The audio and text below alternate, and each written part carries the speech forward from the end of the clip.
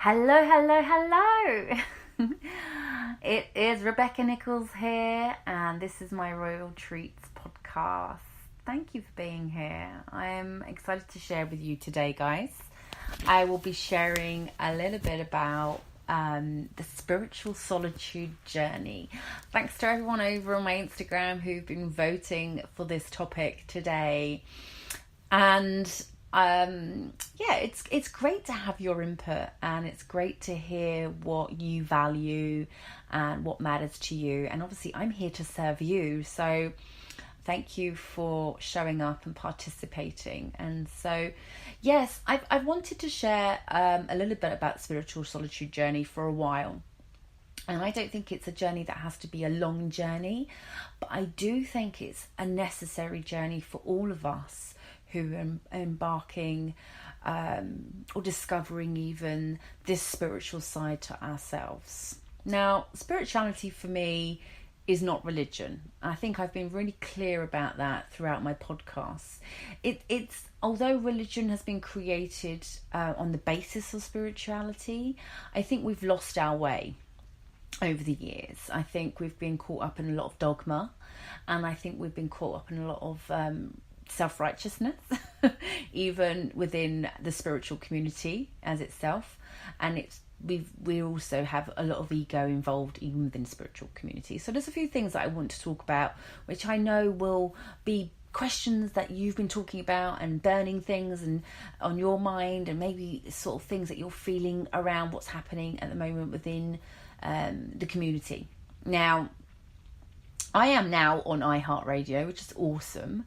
And so please do check me out there and share. And I want everyone to be listening to me. Why? Because when I look through the podcasts on iHeartRadio and a lot of it around spirituality, it is a lot of religion-based material. And I'm not against religion-based material. I just think it's not the way we need to really connect to our spirit. And I don't know if you've ever walked into a church and ever felt the spirit of God in a church. And sometimes, and sometimes it's like there is no spirituality here.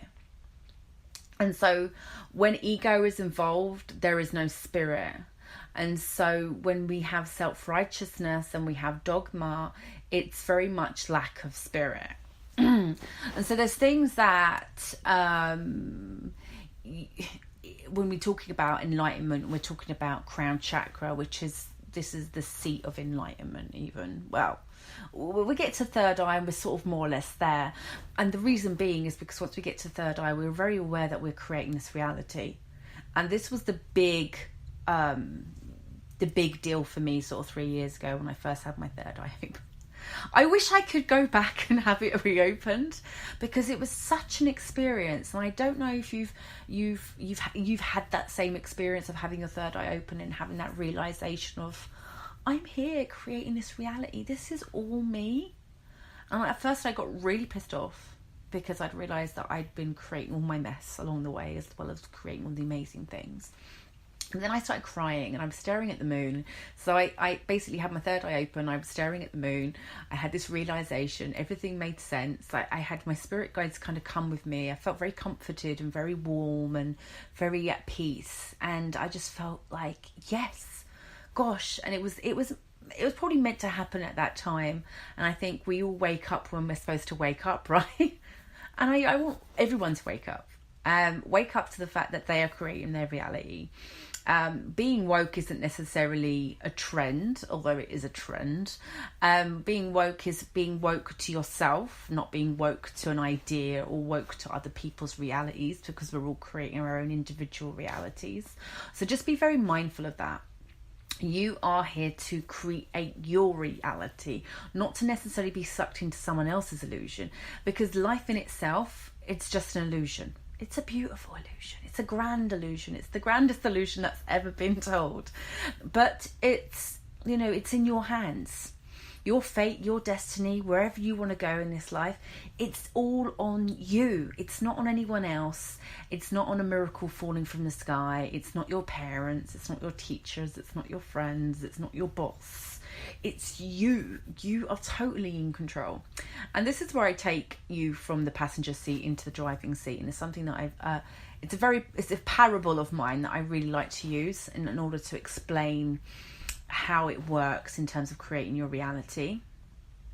You might be going through life right now as the passenger, and you might be just watching life happen around you, and you might just go through the motions of life, and you might be just showing up to work and clocking off at the end of the day and going home, watching TV, eating your food, going to bed, and doing the same thing over and over again. And obviously at weekends you might be meeting your friends and having some drinks and partying or whatever. I mean, what we live in is and I was talking to a friend about it today, is this place of escapism.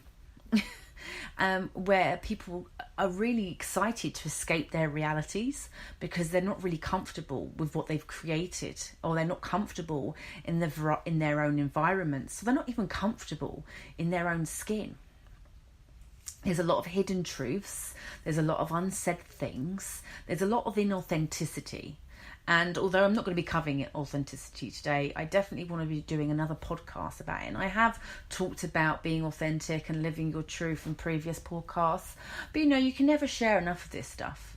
You can never really give a different... And also, I'm growing and evolving, and my perspective is changing. Although it's getting to higher levels, of course, as I grow every single day, because I'm constantly looking at myself on a daily basis and checking myself, checking my feelings.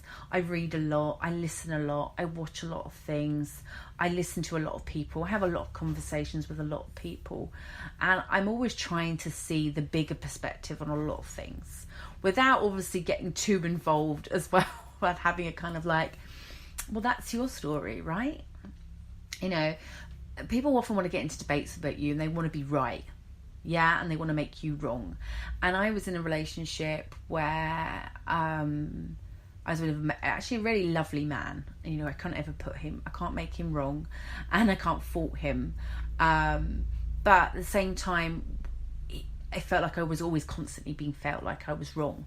And you might be in those situations where no matter what you do, people want to make you wrong. And I've had that even in the relationship with my mother. This is something that that I've spoken about, and I'm very open about, because I know that there's so many other people that are still suffering, unnecessarily suffering as well. Like, it's not necessary for you to suffer. It really isn't. It's really important that you don't suffer in this life, and that you don't feel that life is going to be a struggle. You don't feel that life is a hardship, and that you feel that you aren't supported. My thing was, I wasn't supported enough in my dreams, in my visions, in my life. My root chakra was messed up, because my dad wasn't around, which is fine, because you can accept that. Because Tristan doesn't have his dad around, but I'm here supporting him and loving him and encouraging him and believing him and telling him, you can do this. Whatever you want to be, you can do this. I'm behind you, supporting you and making this life the best it can be for you. And I never got that. I never got that in words of affirmation. And I never got that in even... I'm quite a touchy-feely, huggy kind of person. I kind of crave on affection. And that's one of my love languages. I actually have 2 love languages. And I'd say words of affirmation is my primary love language. And actually, this is a separate podcast. I'm not really going to delve deep into what love languages are, because I am going to be covering another podcast on love languages. I think everyone needs to understand their love language. I mean, literally, it would be such a big game changer. And Dr. Gary Chapman, who wrote the book, The 5 Love Languages, spoke about words of affirmation, spoke about acts of service, spoke about physical touch, gifts, and all these different things that make up how we love each other. So as I'm words of affirmation, I need to hear it. I also need to have a hug now and then. That would probably be my second love language. So identifying our love languages and actually identifying the love languages of those around us will make for better relationships. It's so important if you want your relationships to work, people. And something that actually my ex-boyfriend wasn't willing to do, because even though he would say, I really care for you, it wasn't enough. Okay, it's not enough. If your girlfriend is words of affirmation and she needs to hear I love you, you go and tell her you love her, because it's her love language. It's got nothing to do with you. Your love language might be sex or physical touch, or your love language might be acts of service, like she makes you dinner, or she makes your bed, or she does stuff for you. Something else might be time spent together, quality time, going away, weekends away, I don't know, trips going out for dinner, dates, these things. You've got to have that awareness of what your partner needs and meet your partner there. So anyway, we're not going to go too deep into it, because I can already feel myself going there, because it's so fascinating, and I really am passionate about educating people about this. So let's get back to the spiritual solitude journey, as I share a little bit more about where I've been this year and how it can help you understand where you might need to go in your journey now. And I don't know what part of your journey you're on at the moment. And to be honest, it doesn't matter where you are right now. You're here, you're alive, be grateful. That's the first thing. Have a clear vision of where you want to be, but really look inside and figure out who you are. This is the first part of the journey. In my program, my Aligned in Divine program, which I'm always talking about my program and how amazing my program is. Of course I am, because people are getting amazing results from the program, right? And that's one of the reasons why I created it. It really is understanding chakras and Reiki on such a deep level, but on a practical level as well. Like, the mantras, the affirmations, the foods, the exercises, the activities, all these things. When you put them together, it's mind, body, spirit. It's the most powerful form of spirituality when you bring in everything together, not just praying and affirmations. Because if you're not doing the physical stuff that you need to do, which is the action, it's like faith without works is dead. There's no point you having this faith if you're not actually showing up every day and doing what you need to do and taking action on your life. So for me, going into 2017 and my own journey was really spending as much time as possible in Reiki and chakras and understanding it for myself, for my own journey. Writing was something that I just wanted to do because I really wanted to share my story. So the journey to Queendom was something that I was still writing at the beginning of the year. I'd finished writing the journey to Queendom by sort of March, April, and I started to focus a little bit more on writing for the blog. I haven't done much writing for the blog because I have been writing a lot of work for my programs. I created the program, which is a 20,000 word program, plus other smaller programs. And obviously I do a lot of microblogging on the Instagram feed. I feel like I'm doing a lot of writing most of the time anyway. So it was actually me awakening my sacral chakra, which is all about creativity and finding your creativity in that chakra. So some of you are writers, some of you are poets, and some of you are talkers, even like me. Some of you are coaches, healers, some of you are bakers, some of you are singers, some of you are dancers, some of you are engineers, I don't know, technicians, admin and organisers, leaders, teachers. I mean, there's probably so many of you that are doing so many amazing things, and this is who you are, right? I think when you find your passion, it's an extension of who you are. Like, there is no separation. There's no separation from the Rebecca I am now and me being here on this podcast with you than the Rebecca that you would meet if you were to meet me in the real world. You would meet me and that would be me. You wouldn't be like, oh, she's a completely different person as to the lady she's on the podcast. No, I am who I am. And that's again bringing authenticity into your workspace and into who you are. Because and being who you are, because it's important that we show up as our true selves every single day, because if we don't, it really does block us in our energy, and it really does stop us from being our true selves and really attracting abundance into our life. But also I think it creates a lot of sickness and disease in our bodies, which is something that I could really go into, but I won't. A lot of information on the website as well, so you can always check that out. I am creating some content around sickness and disease, and just maybe like a little fact sheet or like some information that I can get out to you guys, so you can be aware of what chakra, when the chakras are blocked, what sickness occurs in the body as a result of your chakras being blocked. No, it is a system. The chakra system is a system that needs to work as a system.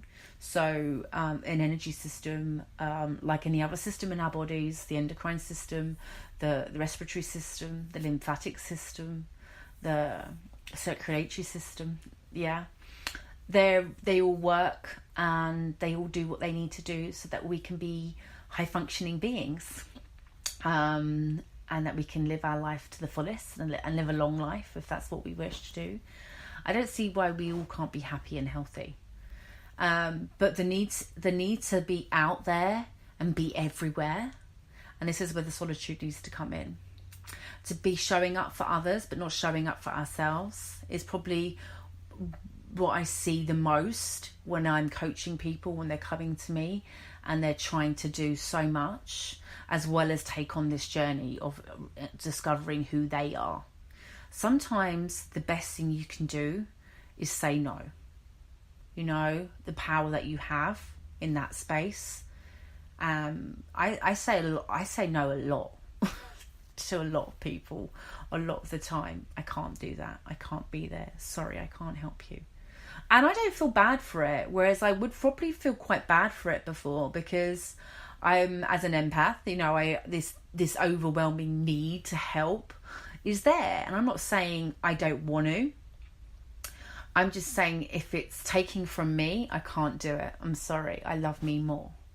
And this is something that's kind of covering in my Love Conquers All program, which covers a lot more about self-love, self-care, boundaries, and the love languages. I talk a lot about the love languages in there as well. So, you know, this journey to self-love, which, I mean, I've spoke about the journey to self-love, and if you go through my podcast, you'll know that I'm always talking about self-love and what it means to love ourselves. It means walking away from a lot of stuff that's not aligning with us, and being really comfortable to do that as well. And walking away with love, you know, you don't have to be mean. And I've been mean.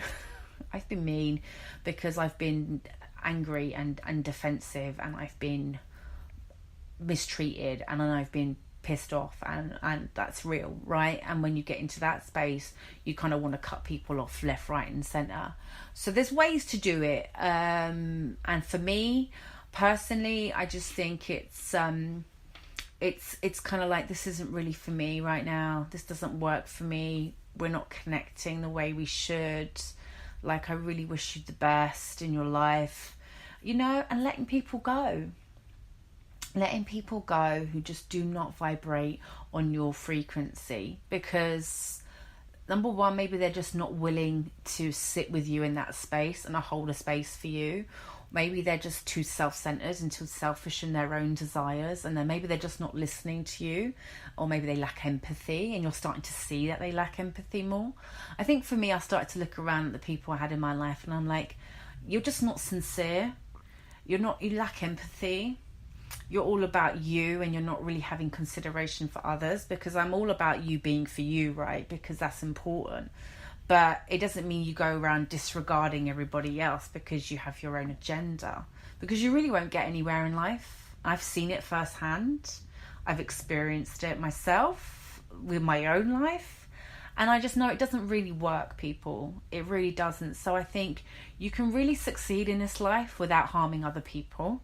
And so if you have to harm other people for your own selfish needs, I just don't want to be around those kind of people. Because it's kind of like, I will trample on you to get to where I'm getting to, because that's all I care about. And, you know, karma is very real. So you just kind of sit back and watch, because things will unfold, pretty sure. You'll be around to see it if that's what's occurring in your life as well.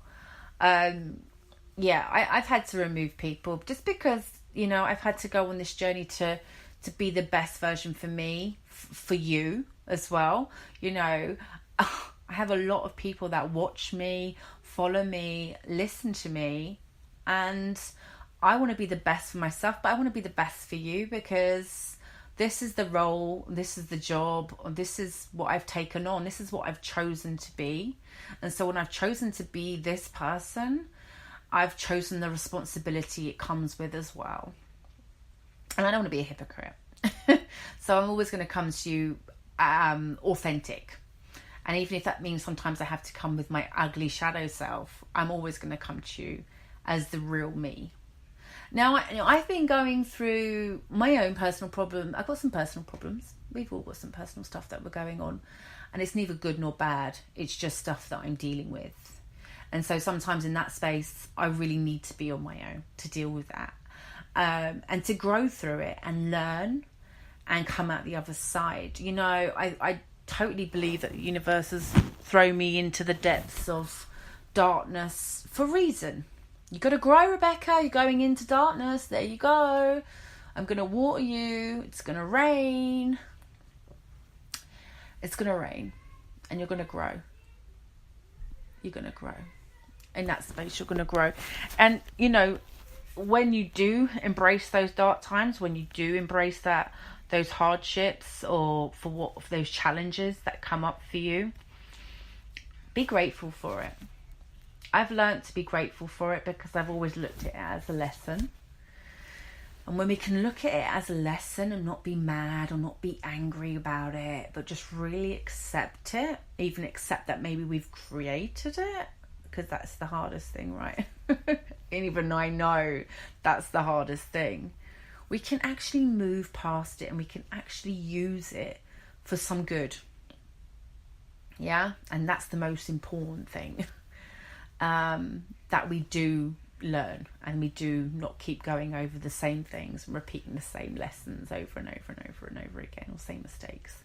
And that's something that I really got in 2017, like I didn't get before. You know, I thought even 3 years ago I knew a lot. Well, I was only really just beginning this journey, and I even know I really dived deep into this world, into the Reiki world, into the chakra world, and uncovered so much very quickly. I'm Reiki master teacher now, so 2018 for me means I'm going to be going out and spreading my light and training up more people. So if that's something you're interested in, I'd love to be able to hear from you. If you're London based, I know people are looking for a teacher or looking for a master to learn this. And this is just, you know, this could be just for you. I mean, you could come and do your Reiki 1 and you could go through the self-healing process and understand chakras, and it really will change and transform you.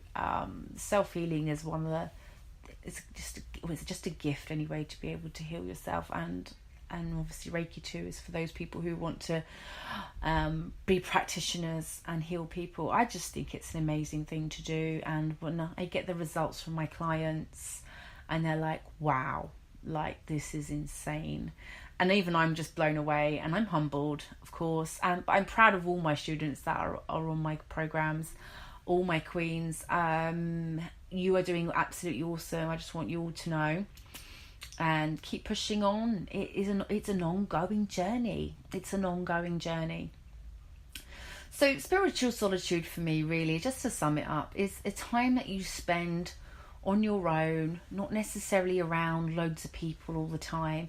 You know, reading, sitting in your house, working on yourself, meditating, going into baths, having rituals, spending time with the moon, writing intentions, writing, journaling, you know, getting it all out, dealing with your emotions, dealing with your feelings, being open and honest with yourself and others, you know. And as you vibrate higher, and you will, if you're willing to embark on this journey, you won't want to be around people that are on that frequency, and you won't judge them either. You won't. Oh, in the beginning you probably will, because I did. I think when we all start on our journey of this, well, we look around at other people and they're like, "You're wrong. You're bad. you need you better fix up, girl. You need your chakras. Your chakras are way blocked. You need help. You need Jesus, yo." And we do want to get into that judging, condemning, making people wrong, and that self-righteous behavior. And that's why I think we need humbling, we need grounding, we need connecting back to ourselves always, and we need to remember that we don't know everything that we need to know, and that even on this journey, once you're on the spiritual journey, it's kind of a thing of, well, I didn't know what I knew 2 years ago. I didn't know what I knew even 6 months ago. Shit, I didn't even last week. I didn't know what I know now. Like, I'm reading this book at the moment, which I've been sharing with you guys. It's called Healing with Past Life Therapy, Transformational Journeys Through Time and Space. And I am going to have a hypnosis session, like a regression. I really want to know what I was in a past life and who I was and how I lived. Because when I was 5, I had a vision, or a premonition, or I don't know what it was. It was something. But I remember very clearly. And it was kind of like, oh, I'm back. Oh, I'm here, kind of thing. And I kind of had the realization that moment that I'd been here before, And some of you may have experienced that. You've had a deja vu. You think, okay, that looks similar. Or maybe you meet someone, you're like, I know you. Like your eyes gaze, and it's kind of like, I know you. And I actually think that my ex-boyfriend, we'd been together in a past life. When I met him, we were on a plane. And he got on the plane, and I looked at him and I saw him, and it was something. Our eyes met, and it was something, a spark, an electricity bolt. And I asked him to come and sit next to me on the plane. And we did. I talked the whole way through the whole plane journey. We were landing, we were sharing stuff with each other, which was quite intimate stuff. It was like a real instant connection, like a real meaningful instant connection, not just blah, blah, blah. It was quite deep stuff that we were sharing with each other. And as we were landing, we touched each other's hands and held each other's hands as we were landing. It was very, very weird. But I never felt like that with anyone, or I've never had that experience in my life, which makes me think, have we been together before in a past life? And this is something that I'm going to explore. And I will definitely be sharing with you on the blog once I do, and obviously on the podcast once I do have that experience. I'm looking forward to it. I'm a bit like, oh my God, but I'm looking forward to it as well. And I think this is going to really help me understand a lot about myself and in this life, who I am in this life and why I am in this life, and maybe some karma that's been carried over into this life. Who knows? I think we've got to have an open mind. I think there's so much to life that we still don't understand, but I feel very grateful that I have a lot of knowledge of self and a lot of knowledge of what life really is. And again, like, as I always say, and I share with you, life doesn't really have a meaning. We just create, and we're only here to create meaning, and there's not some big, mystery to life. You're not going to die and then be like, that's what it means. Not really. In the book I'm reading at the moment, she talks about, your life review. And at the end of the life, you'll be going into a room and they'll maybe like a cinema screen, and they'll be like, this was your life. And all the decisions you made, and the people you hurt, and the things you did, and the things you didn't do, and the things you could have did, and how your life could have gone. I'm like, oh my God, do I really want to know? But, fascinating. So I look forward to sharing more with you about that. I'm just going to check on time. Oh, I have been talking for 28 minutes. Cool. Well, I don't know what else I want to say about the journey. I just think be willing to really go in and get comfortable with spending time on your own. I've actually really enjoyed it. and that may sound weird, but I've also spent a lot of time on my own throughout my life. But I've also been around a lot of people, and I'm very good with people, but also I'm very lucky because my work is quite social. You know, I'm on the phone to people coaching, I have people come here and I'm practicing and doing treatments, Reiki, etc. So it's not like I'm always on my own. Tristan's obviously here with me as well, and we get to spend a lot of time with each other at the moment, while he's been homeschooled, but he is actually going back into school in January, so I'm really excited about that. More so for the fact that I want him to be around other children. I really see the value in him being around other kids and being social, and I think being social is very important. I'm a Libra. I'm totally social, but again, like my social media is one way of me keeping social. Obviously it's a virtual world, but you guys are like you guys are my people, right? You're my peeps, and I love you all, and I love looking at your lives, and I love watching you grow. I know you're growing. I know you are. I see it. And especially my students. So, I feel greatly connected to people, even though a lot of the time I'm just at home doing my work and cracking on and writing and healing, whatever. Even though I'm not out in the world socializing. It's just been necessary for me this year. I don't think it's going to be a long-term thing, to be honest. But again, I think it was necessary. And if that means in 2018 for you that you're going to have to really go in a little bit more and spend time on your own, and maybe not have so many nights out, and maybe not have so many weekends away, or maybe cut back on certain things because you've really got to embark on this journey to self, then it's very much worth it. If it was only 1 year of your whole entire life that you spent getting to know you, how many people really know let me rephrase that. How many people really know themselves? I really know who they are on every level, know their potential, know what they're capable of achieving, creating and being, not scared to go out in the world and be like, yep, this is me. Yeah. So I'm here to support you, of course. I'm going to be taking on some more clients in January on my Align and Divine program. So if it's something that you think you might be interested in, I would love to be able to support you.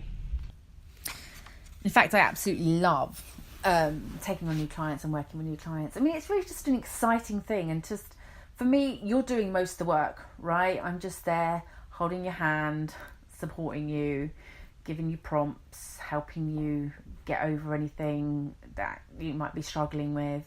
But it's a self-healing program, and it's a beautiful self-healing program. It really does work when you're working it, of course, like anything.